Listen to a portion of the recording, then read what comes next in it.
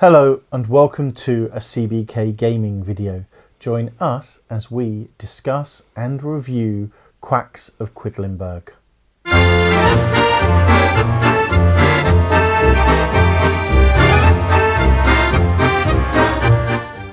So what is Quacks of Quedlinburg? Does it belong in your collection? Well, Quacks of Quedlinburg is a 2 to 4 player competitive push your luck board game where you take on the role of a barber surgeon or a miracle doctor in Quiddlingberg, trying to concoct recipes and fix age-old ills. How do you do that? You have a cauldron and you have to draw items from your bag to build victory points and earn money. Victory points, stating the obvious, go towards winning the game at the end. Money allows you to buy more components, more items for your bag. Where the push your luck element comes in, there are garlic, and if the total sum of the garlic in your cauldron exceeds 7, your potion has gone bang. Now there are some ways that this can be changed, and that's through these cards that change the game up every turn, but in general anything greater than 7 garlic in your cauldron, you have exploded your cauldron. Each other token in your bag, whether they're blue, purple, green, yellow, red, orange or black, do different things, and you get these rather marvellous books with an explanation of what they do and an alternative on the back. You get a number of these so that you can change the game and the replayability is increased. There are harder options, there are beginner options, there are different modes and methods to the game. In this one little box you have so much difference and replayability, but most of all, this game, you'll have a laugh sat round the table with your friends, family, pushing your luck. Can you get more tokens out of the bag before your cauldron explodes? I've yet to find anybody who has not enjoyed this game when we've introduced it to them. And it's a bit of a hit amongst our friends and family. We've bought it as gifts for people and they have really enjoyed playing it. The component quality, they're really good. The print is good, it's clear, it's easy to understand. Once you get your head around some of the images, that becomes much easier. That's the only thing I would say, is that just getting an understanding of what they mean, it makes sense, but there are so many games with these different icons that you can have to think what they actually mean for a second, but it works. You win by getting the most victory points, but they've put a really good mechanic in, and that's these rat's tails, and you'll see on the screen now what we mean by these rat's tails on the victory board. And if somebody is becoming a runaway leader, there'll be a number of rat's tails in between them and the next person down. Mm-hmm. That person would get that many rat's tails on your cauldron ahead. You'll see what we mean by this on the screen now. But it means that nobody gets so far ahead that they just become an outright winner. Yeah. At least that's what we've found. Yeah, I mean, the start of each round, you start drawing your tokens out of your bag and placing them in your cauldron, depending on where your droplet is. Now, there's different ways that you can start moving the droplet up and circling out towards the outside of your cauldron. But with the rat's tail, you get to put a token that further ahead. So everyone's starting on roughly the same advantage. And so at the end of the round, there's no, well, they're already in the lead by 10 points, so it's going to be plus this round, because you've had that advantage to start with. And it's beautifully balanced. It really does keep you sort of fighting till the very end. There's no outright winner from the start. It doesn't suffer from the point of going, I'm so far behind now, I might as well not bother. Yeah. I'll just be a nuisance, which we've seen in some games. It's, as we say, component quality, fantastic. I love the fact you get your cauldron and it looks like a cauldron, and you've got wooden, again, wooden tokens, something I really like. I do wish, if anything, that they'd used glass instead of plastic for the rubies. That's just a personal preference. But overall, very well made game. Mechanics work very well. The rulebook is well written. Yeah. And what I like is there's not only all the different options for the gameplays, there's different strategies that you as the player can put forward. Because I know your favourite is collecting the blue tokens because you like the way they work.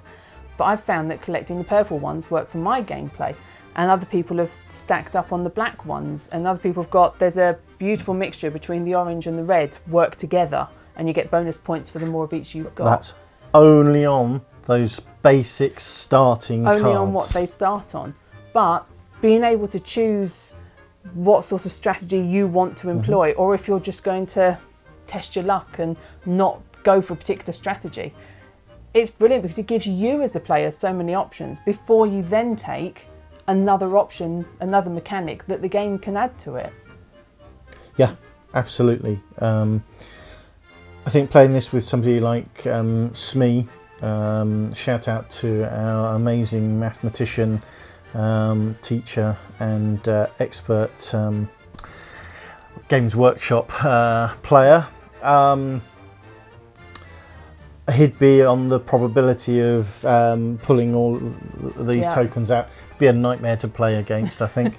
But not necessarily, because if he works out that the odds aren't in his favour and he decides to stop pulling tokens and we push our luck and actually get that last little token that tips us over the edge to win. Could be a hindrance as much as... yes. Yeah. So, replayability, as we've said, there are different variants, different ways of playing this game. There are 2 expansions, which we'll cover later, that actually allow for a 5th player. I'd really like to play this 5 player. We haven't done so. We haven't got the expansions yet, so we are going to get them and we'll review them in a separate add-on to this. I can't fault it. To me, this is a fantastic game that belongs in anybody's collection if you like or enjoy competitive push your luck games. Doesn't take that long to play. We've played this 2-player. It's not as good 2-player as it is 4-player. This is about having a laugh with your friends. However, 2-player can take half an hour. It's still fun, still funny. 4-player, we were taking a little bit longer. I think we were taking an hour to an hour and a half for a game. And just has that great, fun, amusing element that you don't find in some games.